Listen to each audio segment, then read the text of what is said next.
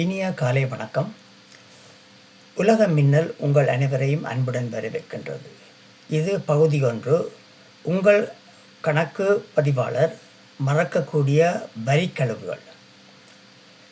Tax season வந்தாலே அதிகமாக ஒழுங்கான கணிதர்களுக்கே அது பெரிய தலையடியாகிவிடும். எல்லாம் அக்கவுண்டன்ட் பார்த்து கொள்வார் என்று நாம் எல்லாம் நம்புகிறோம். ஆனால் உண்மை என்ன தெரியுமா? ஒவ்வொரு வருடமும் பல சட்டபூர்வமான வரி சலுகைகள் தவறப்படுகின்றன. அக்கவுண்டன்ட்கள் மோசமாக இல்லை, ஆனால் சில கிரெடிட்கள் நீங்கள் சொல்லாவிட்டால் அவர்களுக்கு தெரியாது. அதை தவறவிட்டால் நூறுகள், சில நேரம் ஆயிரக்கணக்கான டாலர்கள் நஷ்டமாகிவிடும். எனவே நீங்கள் அவரிடம் விளக்கமாக உங்களுடைய பிரச்சனைகளை கூறினால்தான் அவர்கள் அதுக்கு வழிவகுக்கலாம்.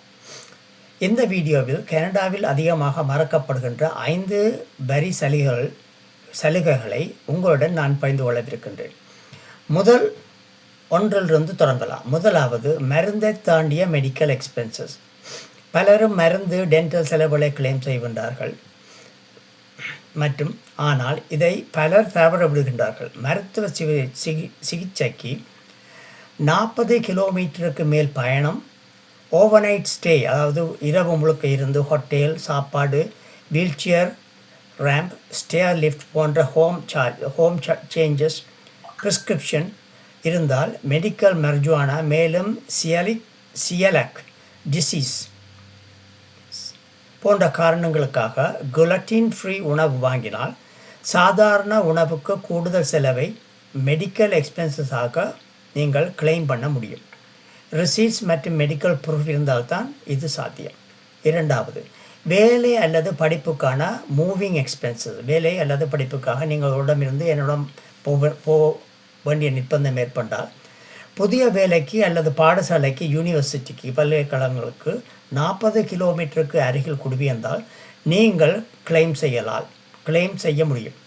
இதில் அடங்குபவை, அதாவது நீங்கள் ஒரு இடத்திலிருந்து என்னிடத்துக்கு மூவ் செய்யறதுக்கு உங்களது வீட்டு சாமான்களை ஏற்றி இறக்குவது, 15 நாட்கள் வரை டெம்பரரியாக ஒரு இடங்கள் பார்த்து அதற்கு அந்த வீட்டை பார்ப்பதற்காக நீங்கள் கொடுத்த கழிவுகள் கமிஷன்கள், மற்றும்படி அந்த வீட்டை எடுப்பதற்காக லீஸ்கள் ஏதாவது சைன் பண்ணி அதை கேன்சல் பண்ணியிருந்தால் அதுக்கான ஃபீஸ், மற்றும் இதர செலவுகளான யூட்டிலிட்டி கனெக்ஷன், டிஸ்கனெக்ஷன், பயணத்தின் போது ஏற்பட்ட சாப்பாடு மற்றும் ஹோட்டல் தங்குமிடங்களுக்கான செலவுகள், எம்ப்ளாயர் சில செலவை கொடுத்திருந்தாலும் மீதியை நீங்கள் கிளைம் செய்யலாம். மூன்றாவது, student loan interest. Government student லோனுக்கு நீங்கள் கட்டிய இன்ட்ரெஸ்ட் கிரெடிட்டாக கிடைக்கும். ப்ரைவேட் லோன் கிடைக்காது. கவர்மெண்ட் லோன் மட்டும் நீங்கள் கிளைம் செய்ய முடியும். இந்த வருட இன்ட்ரெஸ்ட், கடந்த 5 வருடங்களில் கிளைம் செய்யாத இன்ட்ரெஸ்ட், வரி போன்றவை, இது டியூஷனு கிரெடிட்க்கு வேறானது மற்றும் அதிகமாக மறக்கப்படுகின்றது. நாலாவது, disability tax credit. Invisible conditions கூட சேரும். டிசபிலிட்டி கிரெடிட் ஃபிசிக்கல் டிசபிலிட்டிக்கு மட்டும் அல்ல, இது போன்ற கண்டிஷன்களும் சேரும். சிவியர் ஆங்ஸைட்டி அல்லது டிப்ரெஷன், ADHD என்று ஆங்கிலத்தில் அழைப்பார்கள், மற்றும்படி நீரிழிவு நோயாளர்கள் மற்றும் குரோனிக் பெயின், அதாவது தீர்க்க முடியாத சில நோய்கள், அதாவது நோக்கள் இருந்தால், இவை தினசரி வாழ்க்கையை கடுமையாக பாதித்தால் தகுதியுண்டு.